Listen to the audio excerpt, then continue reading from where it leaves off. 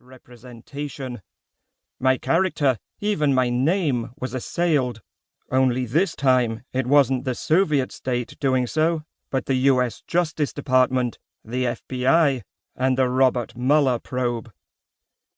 As anyone who has not been living on the moon knows, Attorney General Jeff Sessions appointed Robert Mueller as a special prosecutor to lead the Russia probe, to determine if the sitting US president had colluded with the Kremlin and President Putin himself to win the presidency and/or continue to do so once in office. As a witness called before the grand jury in the Mueller investigation, and later before the House Intelligence Committee and the Senate, thousands upon thousands of my texts, emails, and phone calls, as well as thousands of business and private documents, were subject to Department of Justice and congressional review. It was a nightmare. To defend myself, I felt it necessary to hire high-priced white-collar criminal defense lawyers, spending an enormous amount of money on legal fees. At the same time, as a businessman, I became radioactive. Even my friends and closest associates kept their distance, not wanting to be tainted by the Mueller probe. My business dried up. And for what? To what end? Even now, I am still trying to make sense of it.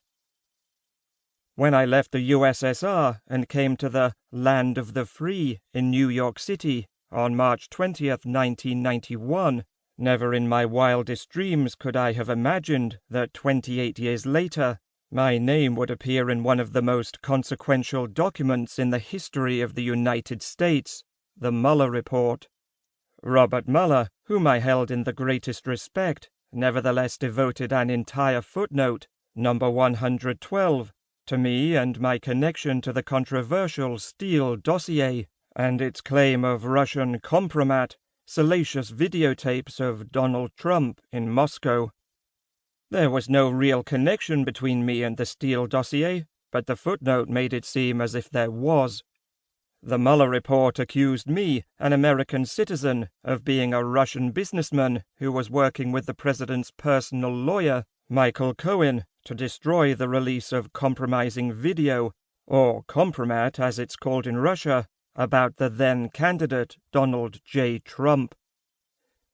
The Mueller report's false, inaccurate, and highly selective version of events had the effect of being nothing more or less than character assassination.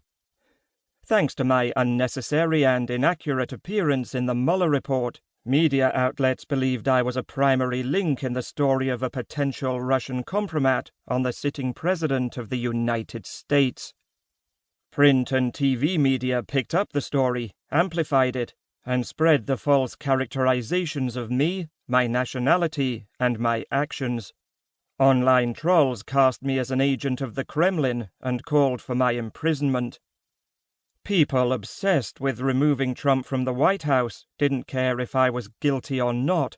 It was accepted gospel that anyone in Trump or Michael Cohen's orbit was guilty, and any foreign deal, even one which was never fully consummated, was proof of corruption and a vehicle for Russian influence or blackmail. You might think that an average American citizen is not going to have his life overwhelmed by the government for some business deals that were never completed. I certainly thought so.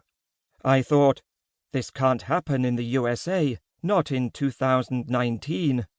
However, in the blink of an eye, my family and I went from living the American dream to having to fight our way out of a nightmare. Rachel Maddow, the highly sarcastic TV talk news personality from MSNBC, spent 20 minutes ranting about me. Maddow went so far as to call me Trump's Soviet buddy, letting her listeners believe that somehow I was the one who had access to the compromat against Trump, and that I had made sure that the salacious and compromising tapes stayed in Russia and never made it to the United States. As if that were not enough, Maddow mocked my last name and my heritage, and made me out to be a traitor. While writing this book, I realized that Kompromat, the word that had haunted my family and my existence in the former Soviet Union,